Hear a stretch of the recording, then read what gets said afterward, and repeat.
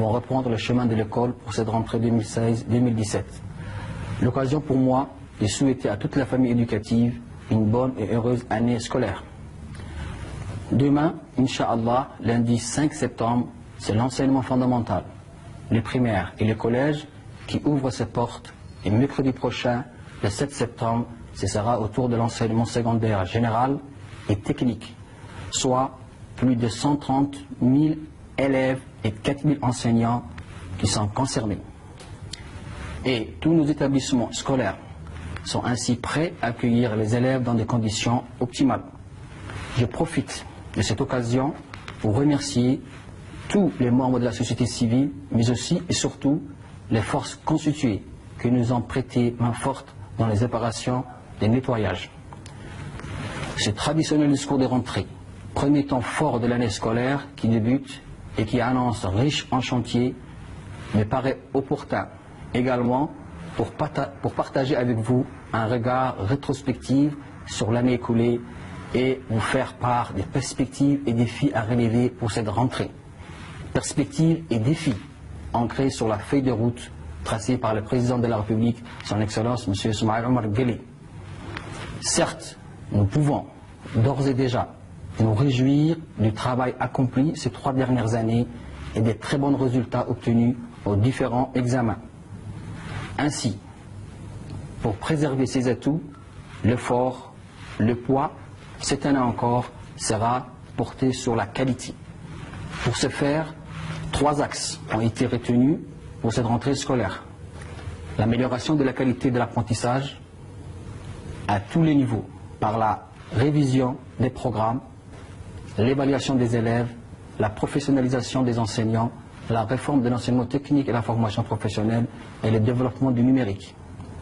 Mais aussi, les autres axes, le renforcement de l'accès et de l'équité par la promotion de l'égalité des chances entre les genres et les zones rurales et urbaines, le développement du préscolaire, la distribution des kits scolaires, la prise en charge des enfants à besoins spéciaux, le soutien scolaire gratuit, la restauration et le développement du partenariat avec les usagers. Oui, une école inclusive et de qualité ne peut se concevoir sans la participation active des parents. Enfin, l'axe sur la gestion axée sur le résultat par les pilotages, axé sur les performances, l'évaluation et la reddition des comptes. Pour développer une approche consensuelle du concept de qualité des enseignements-apprentissages, je compte organiser un colloque national qui réunira tous les acteurs et partenaires de l'éducation avant la fin de l'année 2016. Voici donc les priorités définies pour faire de l'école le lieu de l'exigence et de l'ambition pour la réussite de tous les élèves.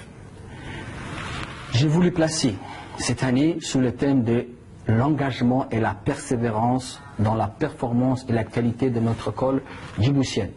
Ce thème a été choisi pour mettre en synergie toutes les compétences et les bonnes volontés au service de nos élèves. Afin de gagner ces challenges, l'implication de tous les acteurs du système est indispensable. Préparer l'avenir avec l'ensemble de la communauté éducative, dans les familles, c'est agir dans l'intérêt de tous et de chacun pour ne laisser personne au bord du chemin.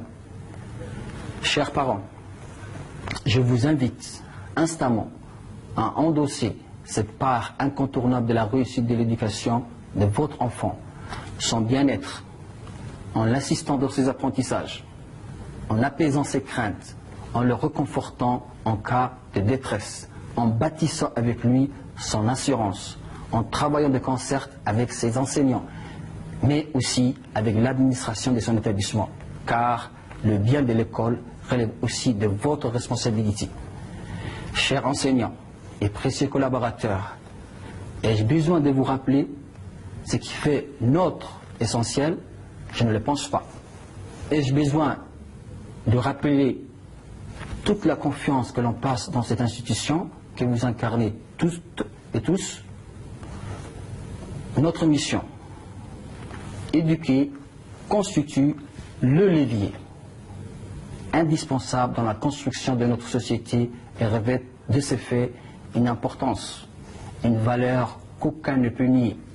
L'école est le ciment, car elle doit consolider son statut de lieu d'émancipation, de lieu d'apprentissage et de partage des valeurs de la République.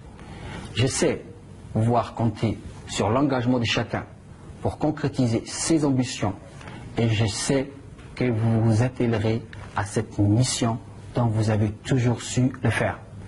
Chers élèves, votre réussite ne peut se faire sans vous, malgré vous. Le président de la République, son Excellence M. Soumaïl Marguerite, a souligné à maintes reprises son engagement en faveur de l'école et son souhait de la placer au premier rang des priorités de l'État. C'est dire quel atout capital vous êtes et quelle responsabilité pèse sur vos épaules. Pas moins que notre avenir à tous.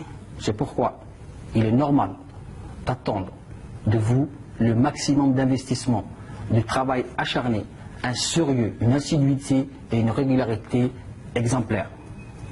Je vous souhaite encore une fois une bonne rentrée.